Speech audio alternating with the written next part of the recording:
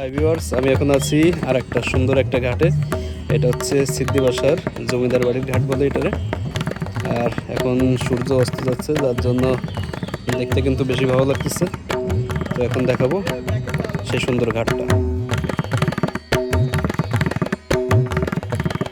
এই ঘাটটা কিন্তু কয়েকশো বছর পুরনো। এপার হচ্ছে সিদ্ধি বাসার সোনাতলা, আর ওপার খুব সম্ভবত দৌলতপুর বা ফুলতলা খুলনা। আর সিদ্ধিপাশা ইউনিয়ন, অভয়নগর থানা, যশোর জেলা। সিদ্ধিপাশা নিবাসী বিপিন বিহারী দত্ত মহাশয়ের স্মৃতি তদীয় পুত্র শ্রী সতীশচন্দ্র দত্ত কর্তৃক নির্মিত হলো সন 1335 সালে। এটা বাংলা সন। এটা হচ্ছে ভৈরব নদী, আর এই ভৈরব নদীর পাড়েই এটা হচ্ছে ঘাট।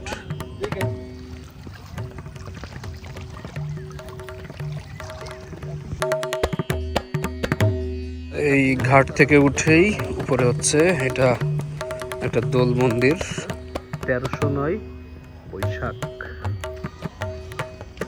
আর এটা হচ্ছে ব্রিটিশ গভর্নমেন্টের একটা হসপিটাল ছিল, তো আমরা সেইখানেই যাচ্ছি। এখানে আমরা সুন্দর একটা আছে লেখা, অন দ্য 31 জানুয়ারি 1926। কাকতালীয়ভাবে আমরা কিন্তু এখানে চলে আসলাম। এটা কিন্তু লেখা আছে অন দি 31 জানুয়ারি 1926, আর এখন হচ্ছে 2026। তো 100 বছর হয়ে গেছে। এটা শতবর্ষ পূর্তিতে আমরা কাকতালীয়ভাবে এখানে যে লেখা আছে সিদ্ধিপাশা হেমন্ত কুমারী দাতব্য চিকিৎসালয়, এটা ওনার যে মায়ের স্মরণে হচ্ছে, মানে উনি হচ্ছে হাসপাতাল করছিলেন এখানে, সেই হাসপাতাল। এই যে পরিত্যক্ত সিঁড়ি আর এই হাসপাতাল। আমরা দেখি ভিতরে উঠে, ঘরের ভিতরে দেখি এই যে পুরানো সময় এই জানলাগুলো এই বিখ্যাত। এইটা দিয়ে কিন্তু আপ ডাউন করা যেত, এখন যদি হচ্ছে না। এই আমরা দরজা খুললাম, হচ্ছে ভিতরে অনেক পুরাতন ঘর, সুন্দর ঠান্ডা। আগের ঘরগুলোর কিন্তু এই বৈশিষ্ট্য ছিল, খুব ঠান্ডা হতো। যে পোকার ডাক শুনতে পাচ্ছেন, কারণ আশপাশটা সম্পূর্ণই বাগান। হাসপাতাল, ছোট্ট একটি দাতব্য চিকিৎসালয়। এই পাশেও ঘর, পিছনে এই যে ঘর ছিল।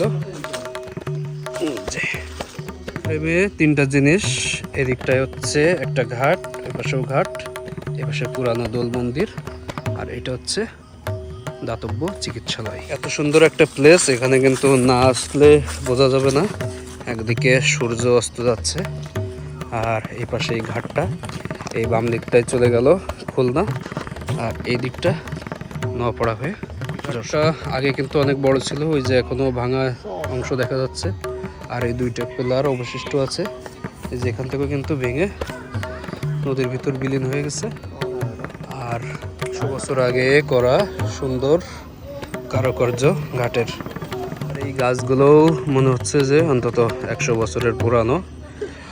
অনেক সুন্দর একটি জায়গা, অনেক দর্শনার্থী আসেন। এই যে কেবল এক গাড়ি দর্শনার্থী এখানে আসলো, কারণ এখানকার ভিউটা অনেক সুন্দর। যারা জানেন না তারা চলে আসবেন। আর কারো যদি কিছু ইনকোয়ারি থাকে বা কোনো প্রশ্ন থাকে, তাহলে কমেন্ট করতে পারেন, ইনবক্স করতে পারেন, সেগুলো আপনাদেরকে জানিয়ে দেবো।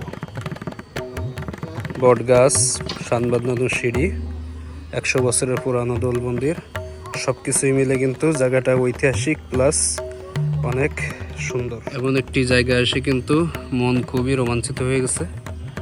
আশা করি যারা দেখছেন আপনারাও আসবেন।